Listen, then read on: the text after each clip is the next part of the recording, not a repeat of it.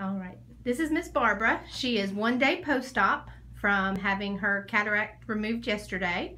And if you could just tell us a little bit about your experience.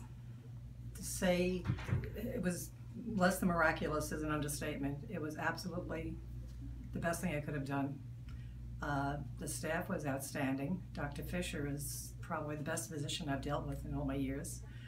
And I can see for the first time without glasses in 40 years. Wow. Can you, what, did you have one of the premium lenses? I did. I had the Restore IOLs, I believe they call them. Okay. The multifocal in both eyes. In both eyes? Bilateral. And so you had LensX? I did. Laser cataract surgery. Yes. Okay. And how are you seeing today? You see in 2020 or? I read a magazine for the first time this morning without glasses.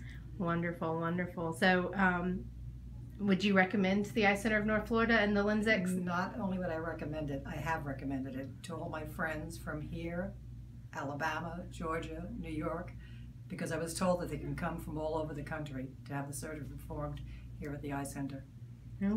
Okay, well, thrilled. Well, thank you very much. We appreciate your time.